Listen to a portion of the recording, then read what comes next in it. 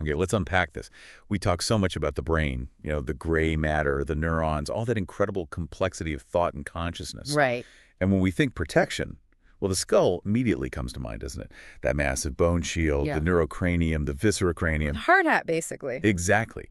But if you stop there, you've really missed the internal world. You've missed this highly specialized, continuous environment that keeps everything inside fed, safe, and stable. Absolutely. It's easy to forget the brain isn't just a delicate organ tucked inside a hard shell. It's actually an organ suspended within its own dedicated aquatic and electrical support system, a whole internal ecosystem. An ecosystem. I like that. So today, we're diving deep into that hidden infrastructure. We are. Our sources, they're these really detailed neurobiology texts, and they force us to map out the functional anatomy of the brain's supportive core. We're talking the ventricular system, the critical dynamics of cerebrospinal fluid, CSF, and then that direct wiring system, the cranial nerves. So our mission really is to get intimate with how the brain's internal machinery actually works. We want to understand the physics, the buoyancy, the chemistry of how it's nourished, and just the sheer volume of stuff being processed daily to keep it all balanced. And then pivot, Yeah. pivot to those 12 pairs of command wires, the ones that just bypass the spinal cord entirely. Right, connecting the most vital senses and those autonomic functions directly to the brainstem. So it's a complete look, really. Life support and command network all in one. Okay, let's start right at the beginning then. Where does this internal fluid reservoir even come from? It sounds almost accidental, but I guess it's fundamental. Oh, it's absolutely fundamental, by definition even.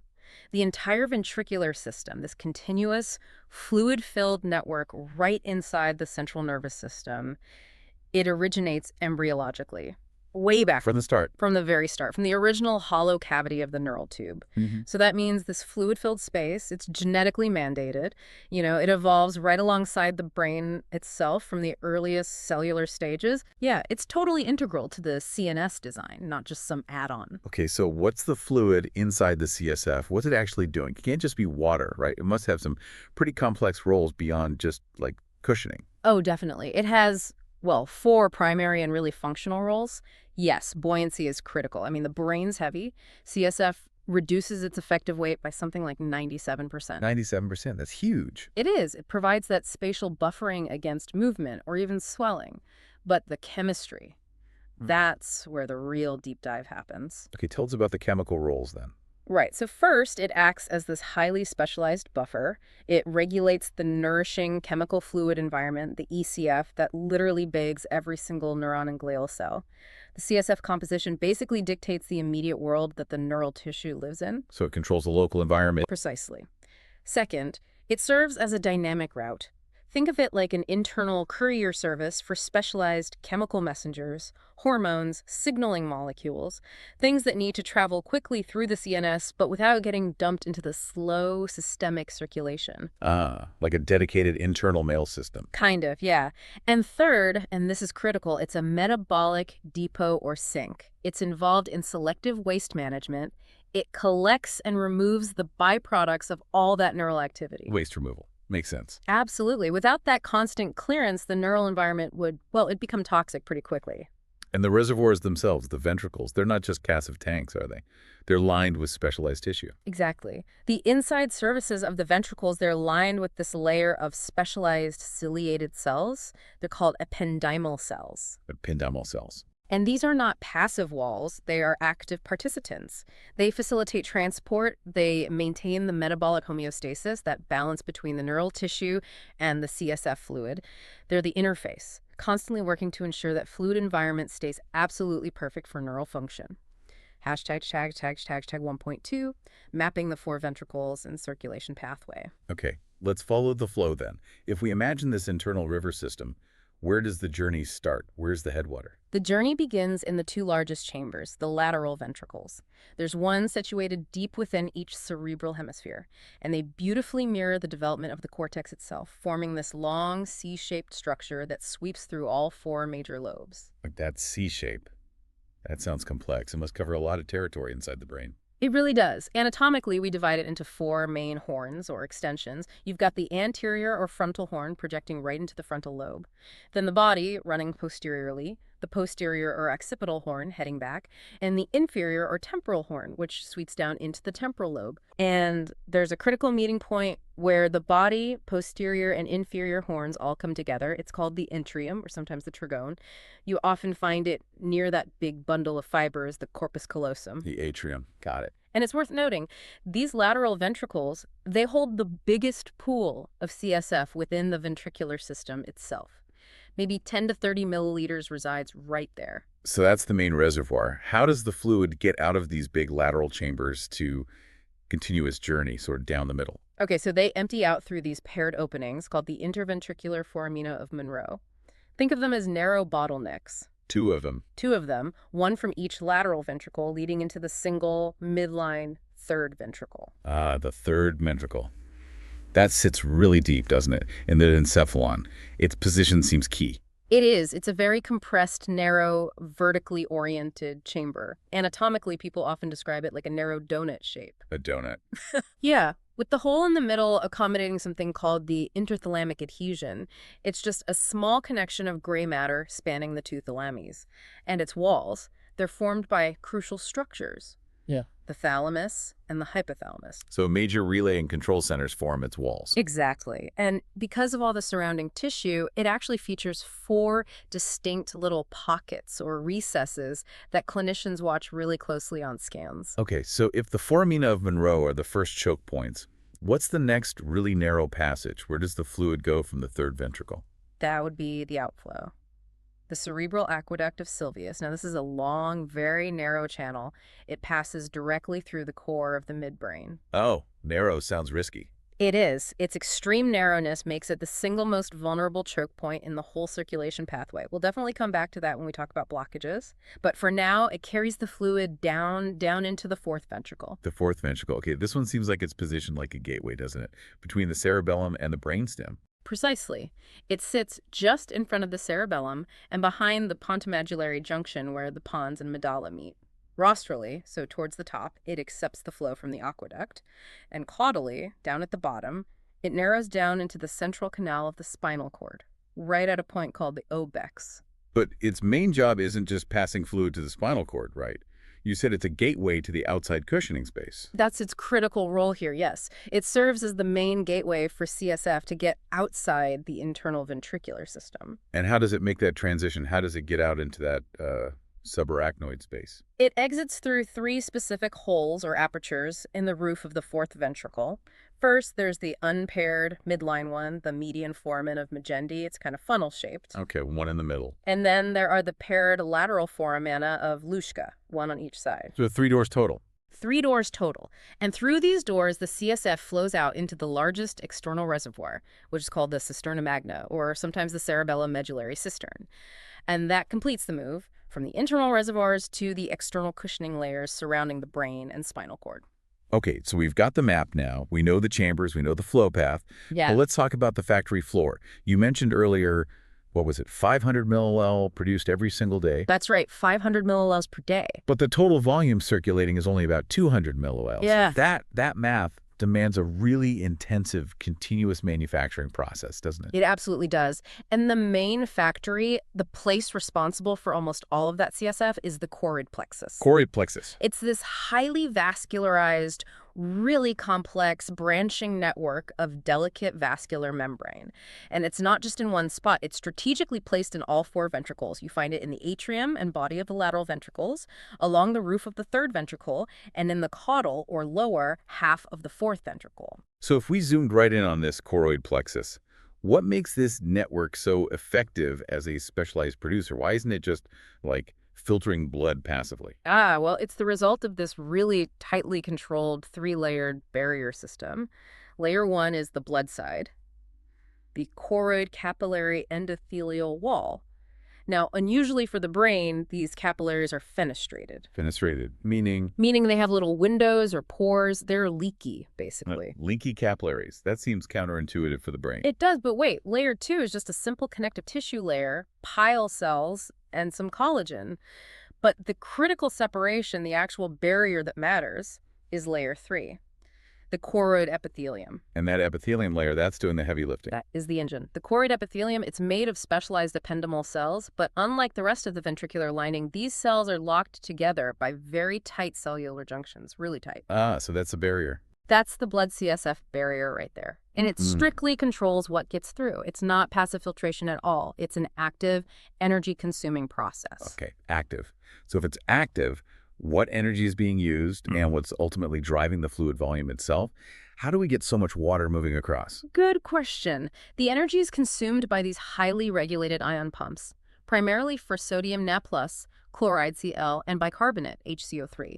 These ions are actively transported, pumped from the blood into the ventricular space. Okay, pumping ions across. And this active movement of electrolytes, it creates this powerful chemical and electrical gradient. And water, well, water doesn't like gradients. Passive osmosis immediately follows that osmotic pull to restore balance. And that drives the passive flow of H2O into the ventricle, producing that large volume of CSF we talked about. Hashtag 2.2, the unique composition and rapid turnover. So that tight control, the active pumping, it must result in a unique chemical fingerprint for the CSF, right? How does its composition actually differ from the blood plasma that feeds it? It does. CSF is designed to be crystal clear, colorless. It's intentionally kept very low in cellular content, and especially proteins. Proteins are carefully excluded for the most part. Why exclude proteins? Proteins can interfere with signaling and clog up the works, essentially. The brain needs a very clean environment.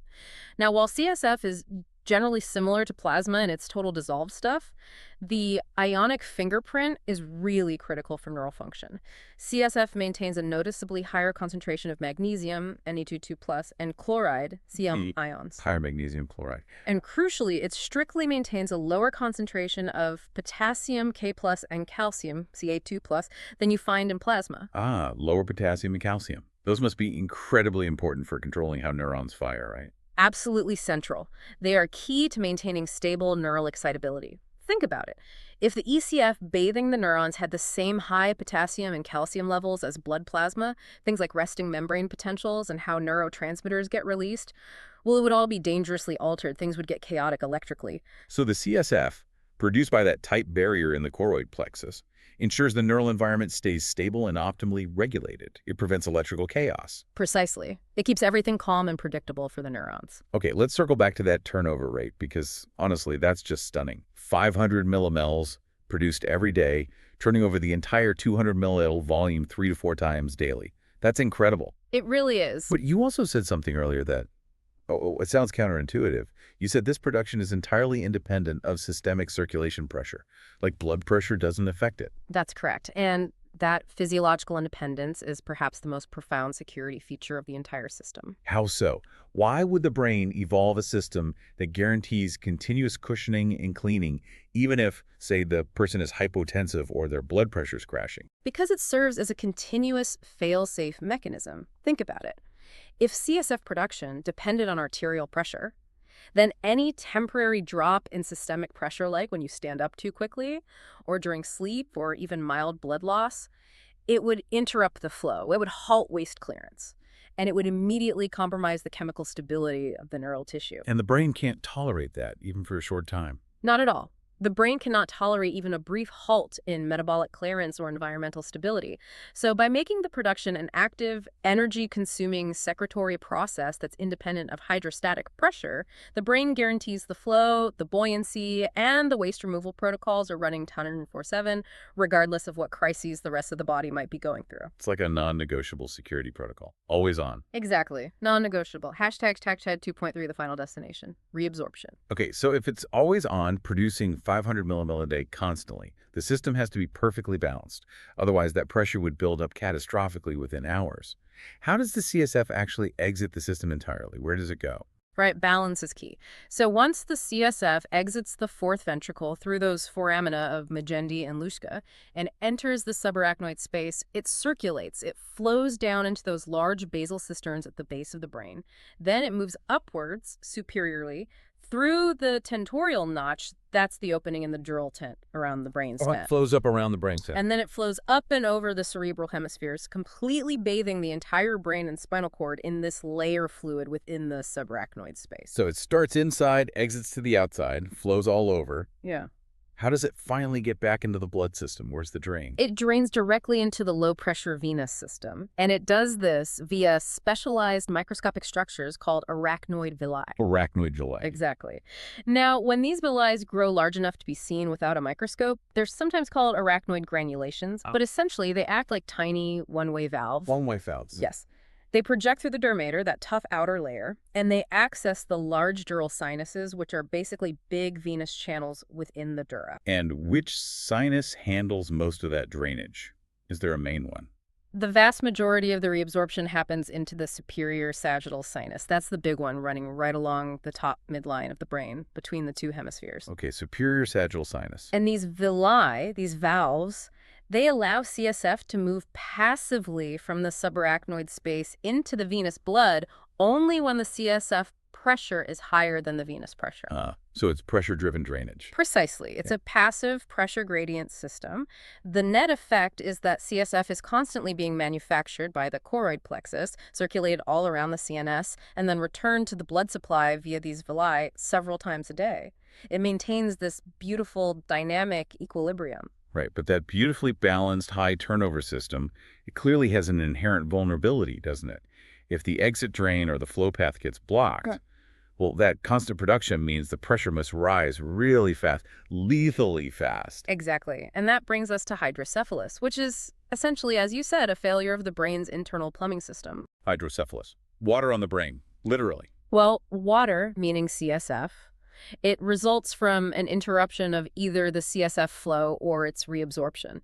And since production is constant, as we'd established, Right, the factory doesn't stop. the factor doesn't stop. So a blockage leads immediately to increased intracranial pressure, or ICP. The ventricles themselves start to expand, they balloon out, and you get cerebral edema, where the brain tissue itself swells up. And the consequences sound dire. They are neural damage, cognitive decline, and critically the risk of brain herniation, where parts of the brain get squeezed into places they shouldn't be. That's often fatal. Okay, so what are the main ways this catastrophic imbalance can happen? What causes the plumbing to fail? There are three primary mechanisms. First, and this is the most frequent cause, is a physical blockage of the CSF circulation pathway itself. Like a clog in the pipes. Exactly, often caused by things like tumors, cysts, other space-occupying lesions, or maybe inflammatory debris left over after a hemorrhage, like a subarachnoid hemorrhage. And these blockages tend to happen at those narrow choke points we mentioned. Like the aqueduct of Sylvius? Precisely. The aqueduct is a classic spot for obstruction, or the foramina of Monro. Second, though it's much rarer, is abnormal or excessive CSF production. This is typically associated only with certain types of tumors of the choroid plexus itself called papillomas. The factory goes into overdrive. Okay, overproduction, rare. Very rare. And third, also quite rare, is a deficiency in CSF reabsorption. Maybe someone is born without enough functioning arachnoid villi, or perhaps the major draining sinuses, like the superior sagittal sinus, get obstructed, maybe by a clot. The drain is blocked. Got it. Blockage, overproduction, or failed drainage. And anatomically, I know we classify hydrocephalus based on where the failure occurs in the system, right? Correct. We make a key distinction. If the blockage is located within the ventricular system itself, say a tumor blocking the aqueduct or plugging up the foramina of Monro, then the fluid gets trapped inside the ventricles upstream of the block. This is called non-communicating or sometimes obstructive hydrocephalus. Non-communicating because the ventricles can't communicate properly with the subarachnoid space. Exactly. But if the blockage is outside the ventricular system, meaning the fluid flows out of the fourth ventricle just fine through Agendi and Luschka, but then it can't get reabsorbed properly over the brain surface. So the problem is with the arachnoid villi or the sinuses. Right. That is called communicating or non-obstructive hydrocephalus. The pathway within the ventricles is clear, they're communicating with the subarachnoid space, but the final draining mechanism has failed. This results in pressure increasing throughout the entire system, both internal and external spaces. And clinically, treating either type sounds like it requires pretty prompt intervention to deal with that rising pressure. Absolutely critical. Delay can lead to irreversible brain damage. The gold standard treatment remains the surgical placement of a shunt. A shunt? I've heard of those. It's basically a small tube, maybe with a one-way valve system, designed to drain the excess CSF from the ventricular system. Usually they tap into one of the lateral ventricles and divert it down into a low-pressure body cavity where it can be harmlessly absorbed. Where does it usually drain to? Most often, it's routed into the peritoneal cavity in the abdomen. It's called a ventriculoperitoneal, or VP shunt, sometimes into the atrium of the heart or the pleural space around the lungs. Okay. And is there an alternative for certain types? Yes, for some cases of obstructive hydrocephalus, particularly blockages at the aqueduct, neurosurgeons can perform a procedure called an endoscopic third ventriculostomy, or ETV. ET. Yeah. Using an endoscope, they carefully create a small hole in the floor of the third ventricle. This bypasses the obstruction, allowing the trapped CSF to flow directly out into the basal cisterns, restoring a more normal circulation path without needing implanted hardware. Hashtag 3.1 imaging the support structure. A quick comparison. This leads us naturally to thinking about how clinicians actually see these fluid systems and the surrounding brain tissue. Standard x-rays aren't much help here, I imagine. No, standard x-rays show bone well, but they tell you very little about the brain or CSF. For that, we rely heavily on CT and MRI. Okay, let's compare them. What's the strength of CT, computed tomography? CT scans are excellent for rapid assessment, especially in emergencies. They use X-ray density variations, so bone shows up brilliant white. Air and CSF, being low density, appear dark or black. And soft tissues, like blood and brain matter, are various shades of gray in between. And why is that useful in emergencies? Because CT is fast, you can get a scan in minutes. And it's exceptionally good at detecting acute hemorrhage fresh blood, which shows up as bright white density against the gray brain tissue. For diagnosing hydrocephalus, it's also very effective because those enlarged, dark, CSF-filled ventricles stand out clearly against the surrounding brain. You can see the dilation instantly. But CT has limitations. Yeah, Especially when you need really fine detail of the soft tissues themselves. exactly. When you need superior anatomical detail of the soft tissues, especially subtle differences in neural structures or detecting things like inflammation or older strokes, MRI, magnetic resonance imaging, is the clear winner. It's the gold standard for soft tissue contrast. How does MRI achieve that better contrast? MRI doesn't use X-rays. It generates incredibly detailed maps based on water distribution. It does this by tracking the signal that comes back from hydrogen atoms, protons, after they've been briefly aligned by a strong magnetic field and pulsed with radio waves. So it's mapping water content. Essentially, yes. And the beauty is we can manipulate the pulse sequences. You hear terms like T1-weighted or T2-weighted images to highlight different tissues based on how water behaves within them. For looking at CSF, a T2-weighted image is fantastic because CSF, being mostly water, becomes the brightest structure on the scan. This allows incredibly precise mapping of the ventricular system, the subarachnoid spaces, and any pressure effects on the adjacent brain tissue. And modern MRI isn't just about static pictures anymore, is it? It can actually map function and connectivity, which kind of bridges us towards thinking about the brain's wiring. It absolutely does. We now use functional MRI, fMRI, routinely. This tracks tiny changes in blood oxygenation levels in real time. Because active brain areas need more oxygenated blood, fMRI lets us see which parts of the brain light up during a specific task or thought process. Mapping brain activity. Right. And even more relevant for our next topic, the wiring. We use techniques like diffusion tensor imaging, DTI. DTI specifically maps the diffusion or movement of water molecules. Water tends to diffuse more easily along the direction of white matter tracks rather than across them. Ah, so it can follow the bundles of nerve fibers. Exactly. DTI allows us to visualize and track the integrity and the direction of the brain's white matter tracks the major communication highways. So MRI lets us move conceptually from mapping the fluid plumbing system to actually mapping the high-speed electrical highways that connect everything. That's a perfect transition. So if the ventricular system and CSF are the brain's internal life support, then the brainstem. Right. Well, that's got to be the indispensable command core, right? It's the funnel everything passes through, and crucially, it's where we find the origins of most of those direct command wires, the cranial nerves. Absolutely. The brainstem, sitting deep and well protected, has this incredibly vital, high-risk blood supply almost entirely from the vertebral basilar arterial system. A stroke there is often devastating. And functionally, yes, it has two major divisions of labor that really define its role in survival. Okay, let's talk about the first division. Its job as just a conduit, a pathway. Right, the conduit functions. This just means it acts as the central information superhighway. It houses all the descending sensory tracts carrying information up from the body and heading towards the cerebellum or the thalamus. And it houses all the descending motor tracts relaying commands down from the brain to the spinal cord. So basically all movement and sensation for the entire body below the head has to pass through or connect within the brainstem. Correct. It's the essential bottleneck. Okay, and the second division, the one that makes it absolutely essential for just being conscious and staying alive moment to moment. Those are the integrative functions. This is where incredibly complex critical neurobehavioral control is managed.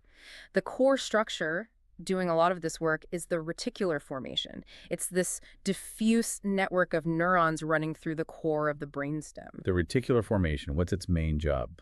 Its primary role is regulating the overall level of consciousness, things like waking up, staying alert, falling asleep, filtering out sensory noise.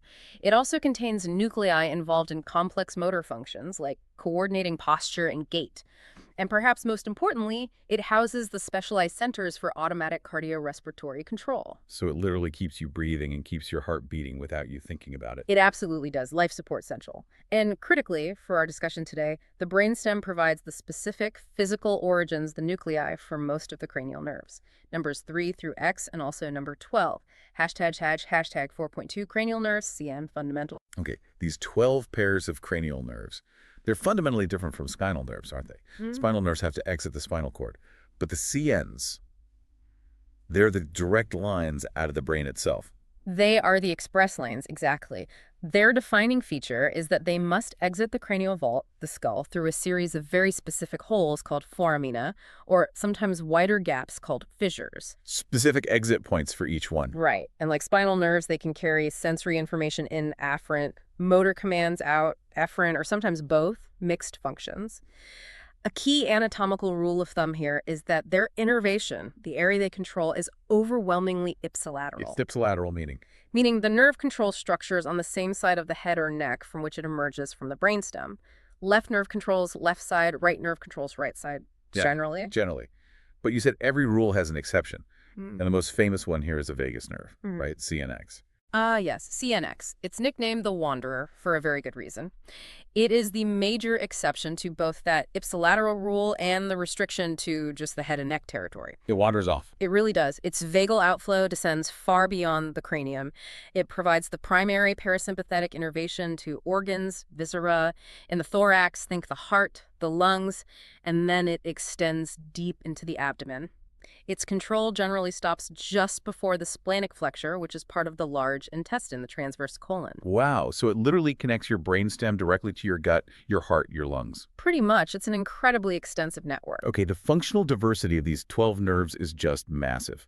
Our sources mentioned a way to group them based on their roles, the DITKI classification. Yes, that's a helpful way to organize them. We can group them into 3 primary functional sets. Okay, what's the first set? First is the somatomotor set. This includes cranial nerves 3, 4, 6, 12, and also 11.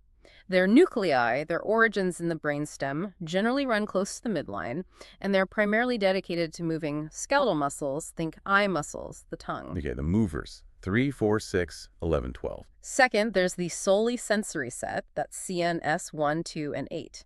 These handle the highly specialized senses, smell 1, vision 2, and hearing and balance 8. They are purely afferent pathways carrying information to the brain. The sensors, 1, 2, 8. Got it. And third, we have the pharyngeal arch set. These are mixed nerves, CNs 5, 7, 9, and 10. They have a combination of motor and sensory functions. And developmentally, they trace their origin back to the embryonic pharyngeal arches structures that form the face and neck. So unsurprisingly, they primarily control structures of the face, the jaw, the pharynx, the larynx, crucial for things like chewing, facial expression, swallowing, and speech. The mixed bag, crucial for face and throat. 5, 7, 9, 10. Okay, that framework helps. All right, now let's slow down a bit and really examine the specific functions, and maybe more importantly, the profound consequences when these individual command wires fail. Let's start with the first two, the pure sensors that actually originate outside the brainstem itself, CNI and 2. Right. CNI olfactory and CN2 optic are purely afferent, purely sensory. CNI, for smell, arises directly from the olfactory epithelium high up in the nasal cavity. Damage, often from head trauma shearing those delicate fibers as they pass through the skull base, typically results in ipsilateral anosmia. Loss of smell on that same side. Exactly. And CN2, the optic nerve, well, that's our entire connection to the visual world. It arises from the retina at the back of the eye and transmits all visual signals back towards the brain. And problems with the optic nerve must be serious. Extremely. Pathologies are diverse and significant because the optic nerve is effectively an extension of the central nervous system itself, wrapped in meninges. Common issues include optic neuritis, which is inflammation often associated with multiple sclerosis. You can have vision loss from glaucoma due to pressure damage, or severe vascular inflammation like giant cell arteritis cutting off blood supply. And damage along the pathway can cause specific vision loss patterns. Yes, lesions along the visual pathway after the nerves leave the eye, but before the information is fully processed can cause various heminopias. That means vision loss in specific halves or quadrants of the visual field. The pattern of loss tells neurologists where the damage likely is, for instance, before or after the optic chiasm where some fibers cross over. Okay, moving on to the eye movers. Ah. CN3, 4, and 6. These guys have to work together perfectly for us to see a single, clear image, right? Absolutely. They execute this incredibly complex synchronized motor ballet. CN3, oculomotor, is the real workhorse of the group. What does CN3 do? It does several things. It raises the upper eyelid, it directs the eyeball in most directions, up, down, medially, and it also carries the parasympathetic fibers that control pupillary constriction, making the pupil smaller in bright light, and lens accommodation, helping us focus up close. Wow, a lot packed into number 3. What about 4 and 6? CNIV, TrueClear, is unique. It's the only CN that emerges from the dorsal or backside of the brainstem, and it controls just one muscle, the superior oblique. Its main job is intorsion of the eye, rotating the top of the eye slightly inward and downward. It's crucial for looking down and in. Okay, trochlear does intorsion. And Wow. CNVI abducens is simpler. It controls just one muscle too, the lateral rectus. Its job is purely to abduct the eyeball, move it outward, laterally. So 3 does most movements plus pupillins, 4 does down and in rotation, and 6 does outward movement. You got it. They have to work in perfect concert. And when that synchronized ballet fails, if one of these nerves is damaged, what's the immediate functional problem the patient complains about? Dysfunction of any one of these three nerves typically results in two key symptoms. First is strabismus, which is visible misalignment of the eyes. One eye might drift inwards, outwards, up, or down relative to the other. You can see the misalignment. Yes. And second is diplopia, or double vision. The reason for diplopia is straightforward. The brain receives two different non-aligned images from the two eyes, and it simply cannot fuse them into a single cohesive perception. Makes sense. And what causes these nerve palsies? Oh, the causes are varied. It could be head trauma, stroke affecting the brainstem, nuclei, or the nerve pathway, complications from diabetes causing microvascular damage, compression from an aneurysm or tumor, or neuroinflammatory or autoimmune conditions like multiple sclerosis or myasthenia gravis affecting the neuromuscular junction. Okay, let's move to the big one, the largest cranial nerve. CNV, trigeminal. This one's crucial for feeling your face and chewing, right? It is. The trigeminal nerve is the absolute sensory backbone for the entire face, scalp, cornea, sinuses, and mouth. It's divided into three large divisions. V1 is the ophthalmic division, forehead, eyes, nose. V2 is the maxillary division, midface, upper teeth. And V3 is the mandibular division, lower face, lower teeth, tongue, sensation general, not taste. Sensory for the whole face in 3 zones. Exactly. And that third division, V3, also carries the important motor output for the powerful muscles of mastication, the ones that let you chew. Okay, sensory and chewing. What's the most feared problem associated with CNV? Without a doubt, it's trigeminal neuralgia, sometimes called Nordic douloureux. This condition is characterized by episodes of excruciatingly severe, sharp, stabbing, often lightning bolt-like pain in the distribution of one or more branches of the nerve. Worse than a toothache. Often described by patients as the worst pain imaginable. It can be triggered by very simple, normally non-painful stimuli, a light breeze on the face, touching the skin, brushing teeth, chewing, talking. The exact cause isn't always clear, but it's often linked to compression of the nerve root by a blood vessel as it exits the brainstem, or sometimes it's associated with conditions like multiple sclerosis. Wow, that sounds debilitating. Okay, next up, CN7, facial. This is the nerve that lets us show emotion, gives us expression. That's right. C-indicin is also highly complex and mixed. Its primary motor function is controlling all the muscles of facial expression, smiling, frowning, closing the eyes tightly, wrinkling the forehead. Everything that makes our face move expressively.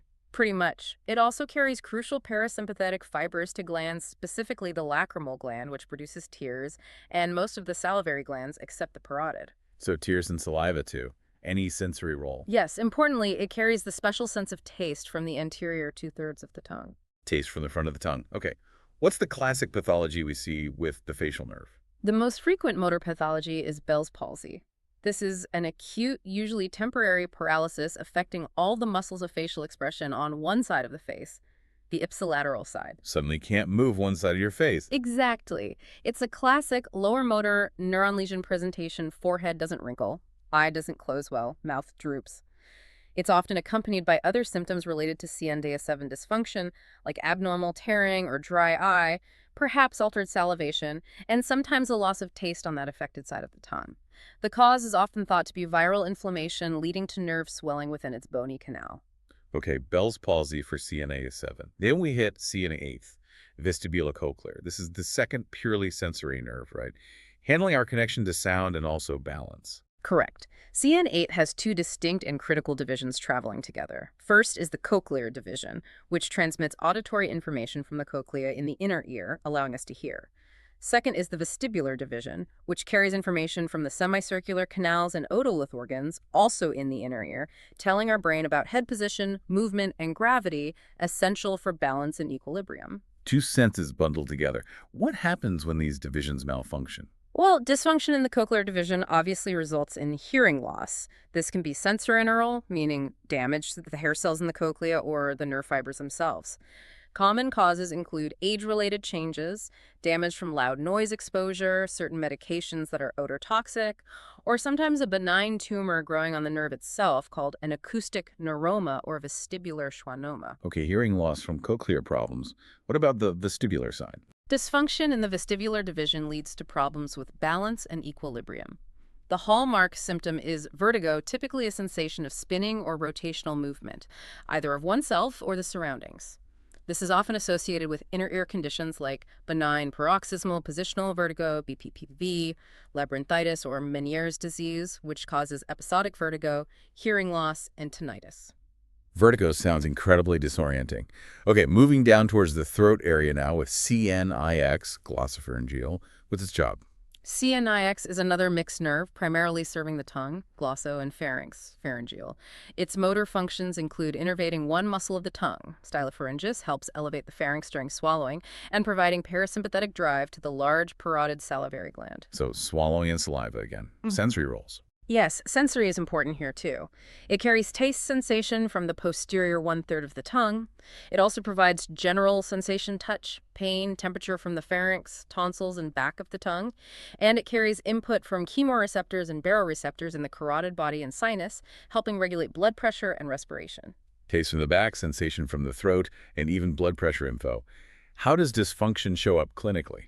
Clinically, damage to CNIX often manifests as a poor or absent gag reflex on the affected side because it provides the sensory limb of that reflex.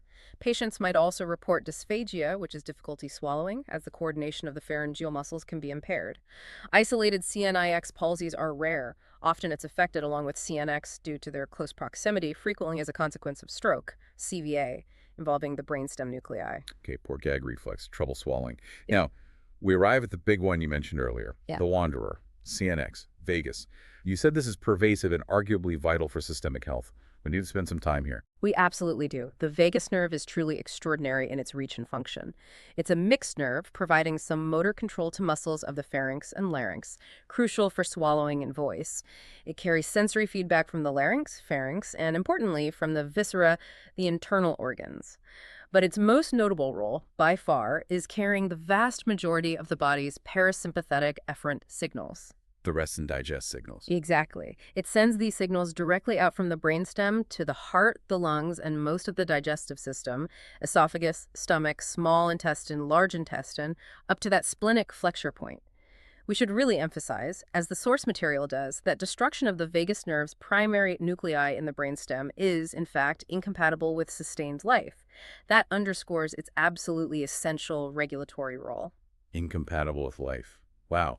Okay, you mentioned vagal tone earlier. For our listeners who might be familiar with the term but want more depth, can you elaborate? What is vagal tone? How do we measure it? And why has it become such a hot topic in medical research lately? Sure. Vagal tone refers to the underlying level of activity, the baseline firing rate within the vagus nerve, particularly its parasympathetic branches influencing the heart.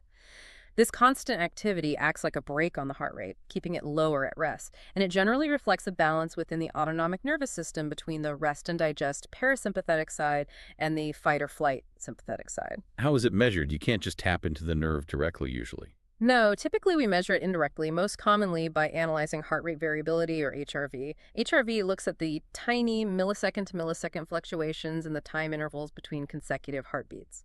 A system with high vagal tone allows for more variability, more adaptability.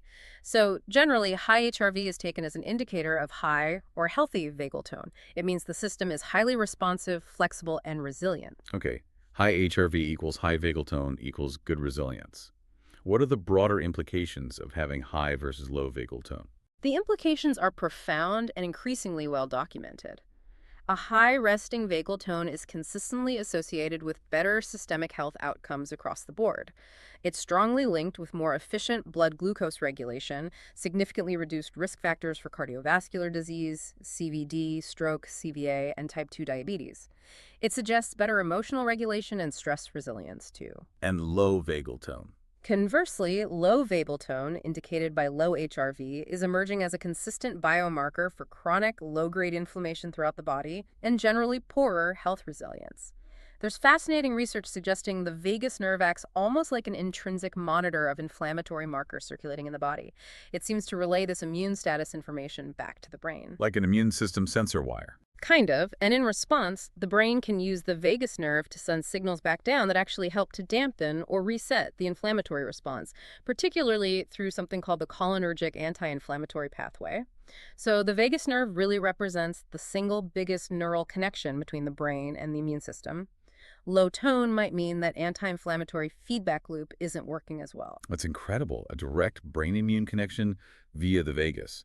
Yeah. Okay, practically speaking, if specific branches of the vagus get damaged, say during surgery in the neck or chest, what happens to things like voice and swallowing? That's a common clinical issue. Damage specifically to the recurrent laryngeal nerves, which are branches of the vagus that loop back up towards the larynx to control most of its muscles, causes vocal cord paralysis on the affected side. This typically manifests as significant hoarseness, a breathy voice, or sometimes difficulty speaking altogether. Damage higher up, affecting the superior laryngeal nerve, can impact pitch control and swallowing safety. Okay, vagus is clearly critical. Finally, let's wrap up the list with the last two primarily motor nerves, CNK and CN12. Right. CNSI accessory is interesting. It actually has components originating from both the brainstem medulla and the upper spinal cord, C1, C5. The cranial part quickly joins the vagus to help innervate the larynx and pharynx, but its most well-known independent action comes from the spinal part, which controls two large, important muscles in the neck and shoulder, the trapezius and the sternocleidomastoid, SCM. Trapezius and SCM, what do they do? The trapezius elevates and rotates the scapula. It lets you shrug your shoulders.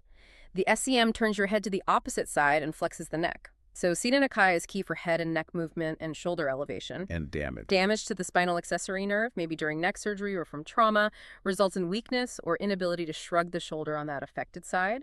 You might also see whinnying of the scapula, where the shoulder blade sticks out, and weakness in turning the head against resistance. Okay, shoulder shrug and head turning for the very last one, CN12, hypoglossal. CN12 is almost purely motor. It's dedicated entirely to innervating all the intrinsic muscles within the tongue, which change its shape, and most of the extrinsic muscles that move the tongue bodily, sticking it out, retracting it, moving it side to side. All about the tongue.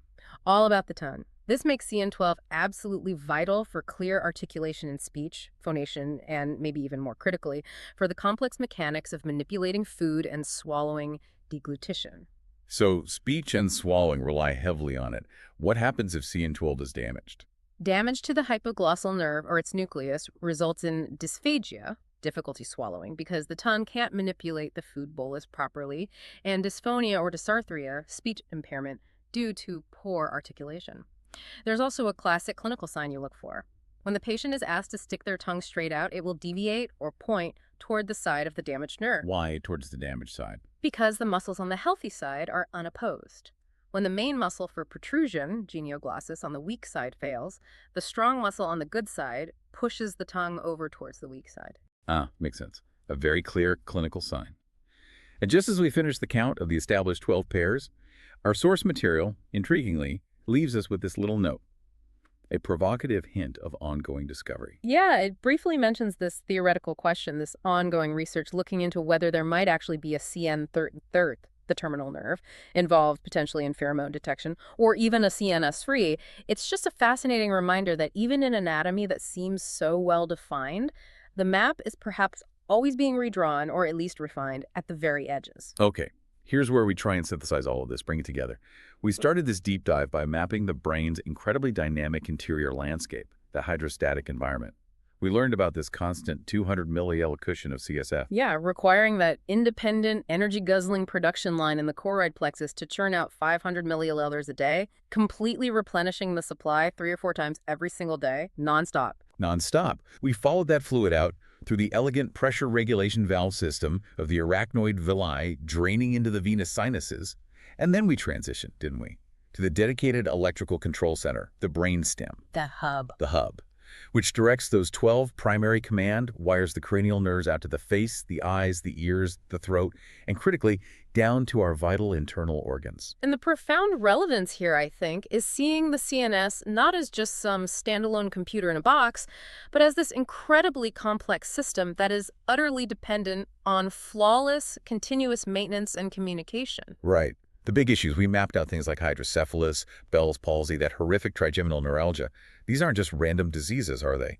They are direct failures in either the fluid dynamics we discussed or the integrity of those critical command wires. Exactly. The stability, the very function of the neural tissue itself, relies completely on these two distinct but equally vital support mechanics working perfectly all the time. So thinking about it, we've really identified two fundamental forms of essential, non-negotiable insurance that the brain's support systems provide. First, you have the mechanical and chemical insurance of the CSF system. Right. Its production is constant, independent of your blood pressure. It guarantees that physical cushioning and, just as importantly, that waste clearance, even if the rest of your system is medically crashing. It's an assurance of continuous physical maintenance. Continuous physical maintenance. And then you have the more subtle but equally vital chemical and systemic regulatory assurance, which is perfectly embodied by the vagus nerve, CNX. That's so. Through its constant monitoring of inflammation, its direct control over cardiac rhythm, digestive function, its role in that whole brain-immune axis, the vagus provides this subtle, pervasive, life-saving regulatory continuity. It's like an ongoing guarantee of responsive systemic stability. Physical maintenance versus systemic stability. Okay, so we want to leave you, the listener, with this final provocative thought, something maybe to mull over based on everything we've unpacked today. Considering that the brain clearly evolved these two distinct, incredibly robust security features, one system, CSF, ensuring continuous physical maintenance, almost brute force, regardless of systemic pressure, and the other, vagus, ensuring subtle, pervasive, autonomic monitoring and regulation of the entire inner environment. Which of these two fundamental systems, the constant pressure-independent fluid maintenance of the CSF or the pervasive, responsive regulatory monitoring of the vagus nerve, which one provides the most essential, day-to-day, moment-to-moment assurance of your survival? It's a really fundamental question, isn't it? About how the brain prioritizes its own internal security. Is it the guaranteed plumbing or the sensitive surveillance system? Something to think about.